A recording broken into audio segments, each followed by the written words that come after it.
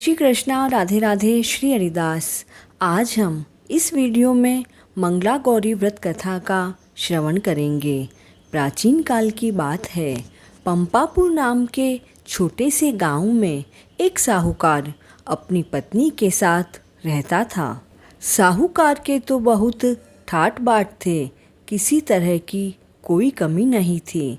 दुनिया के सारे ऐश्वर्य उसके पास थे, मगर उन्हें एक दुख सदैव परेशान करता था, और वह यह था कि उनके कोई संतान नहीं थी। यह दुख उनके मन को हमेशा व्यथित करता था। एक दिन उस साहूकार के घर एक साधु महाराज आए। साहूकार ने उनका खूब स्वागत सत्कार किया। फिर उन्होंने साधु महाराज को अपनी संतानहीनता की सारी बात बताई। तब उन महात्मा ने उन्हें सावन के मंगलवार के दिन किया जाने वाला माँ मंगला गौरी का व्रत करने के लिए कहा और पूजा विधि भी बताई। सावन माह के पहले मंगलवार से ही साहूकार की पत्नी ने माता पार्वती का पूजन और व्रत करना शुरू किया। अब तो वह हर मंगलवार को माँ मंगला गौरी का व्रत करती थी। ऐसा करते करते कई महीने बीत गए, मगर उसने तो यह व्रत नहीं छोड़ा। एक दिन उसकी भक्ति से प्रसन्न होकर माता पार्वती ने भोलेनाथ से उस साहूकार और उसकी पत्नी के लिए संतान का वरदान मांगा। उस रात साहूकार ने सपने में एक आवाज़ सुनी कि जिस आम के पेड़ के नीचे गणेश जी विराजित हो, उस आम के पेड़ का फल तोड़कर अपनी पत्नी को खिला देना, तुम्हें पुत्र प्राप्त होगा। साहूकार तो सवेरा होते ही ऐसे आम के वृक्ष को ढूंढने लगा। कई दिनों पश्चात आखिर उसे एक दिन ऐसा आम का पेड़ मिल ही गया, जिसके नीचे गणेश जी की प्रतिमा स्थापित थी। अब साहूकार ने आम तोड़ने के लिए पेड़ पर पत्थर मारने शुरू कर दिए। ऐसा करने से आम तो पेड़ से टूटकर गिर गया, लेकिन साथ ही एक पत्थर जाकर गणेश जी की मूर्ति पर लग गया। इससे नाराज होकर गणेश जी ने उस साहूकार को श्राप दिया, हे स्वार्थी मनुष्य, तूने अपने स्वार्थ के लिए मुझे चोट पहुंचाई है। जा, तुझे भी ऐसे ही चोट मिलेगी। माता पार्वती के आशीर्वाद से तुझे पुत्र तो मिलेगा, परंतु वह केवल 21 वर्ष की आयु तक ही जीवित रहेगा। फिर सांप के डसने से उसकी मृत्यु हो जाएगी।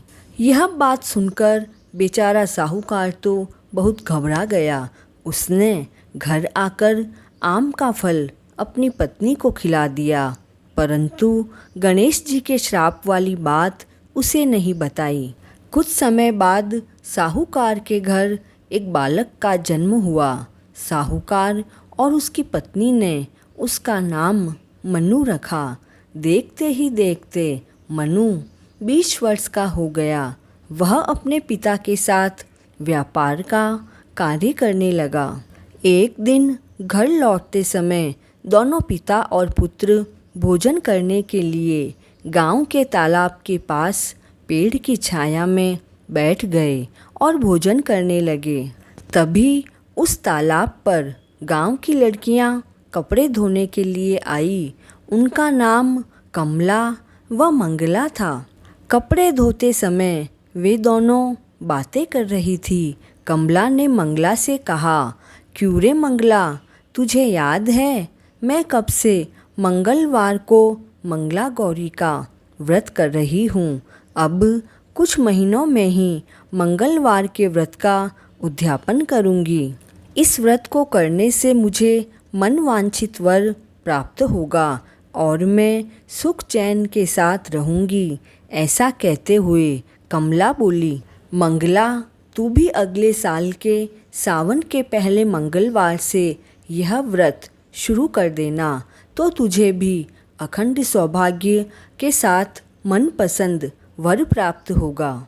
कमला की बात सुनकर मंगला भी व्रत के लिए तैयार हो गई। वहीं वे दोनों पिता पुत्र लड़कियों की बातें सुन रहे थे। उनकी बातों से साहूकार समझ गया कि कमला नाम की लड़की उसके बेटे के लिए शादी के लिए सर्वश्रेष्ठ है, क्योंकि वह तो मंगला गौरी का व्रत करती है और उसके प्रभाव से उसे अखंड सौभाग्य का वरदान प्राप्त है। यह सोचकर साहूकार ने तय किया कि कमला का विवाह मनु के साथ करवाएंगे। अब साहूकार कमला के पीछे पीछे उसके घर की ओर चल गया। कमला के पिता उस नगर के मुख्य साहूकार थे। उन्होंने कमला और मनु के विवाह के लिए हाँ भर दी।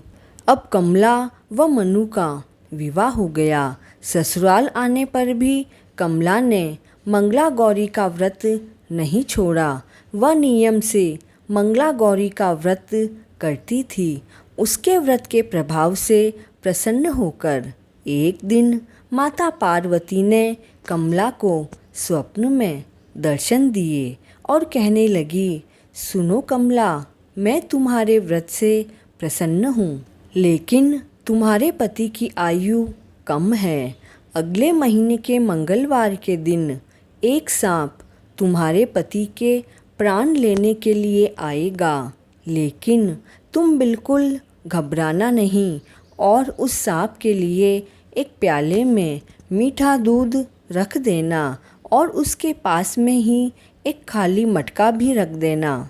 वह सांप दूध पीकर अपने आप उस मटके में आ जाएगा और तुम उस मटके का मुंह कपड़े से बांध देना, जिससे तुम्हारे पति के प्राण बच जाएंगे।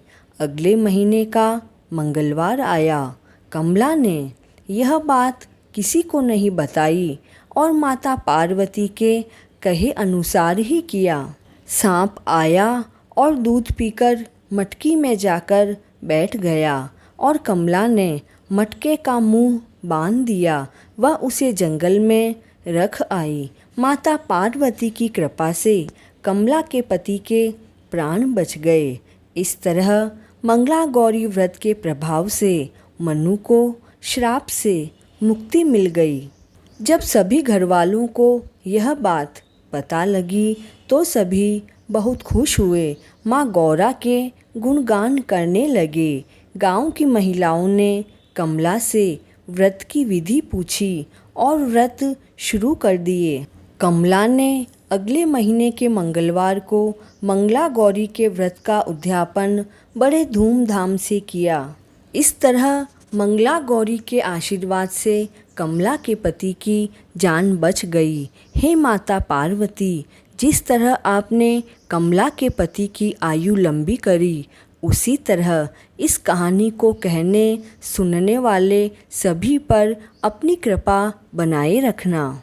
इस अखंड सौभाग्य को देने वाली मंगला गौरी की व्रत कथा को अधिक से अधिक शेयर करें और चैनल पर नए हैं तो please like, share and subscribe this channel. Mangala Gauri की कथा पूर्ण हुई। जय श्री कृष्णा।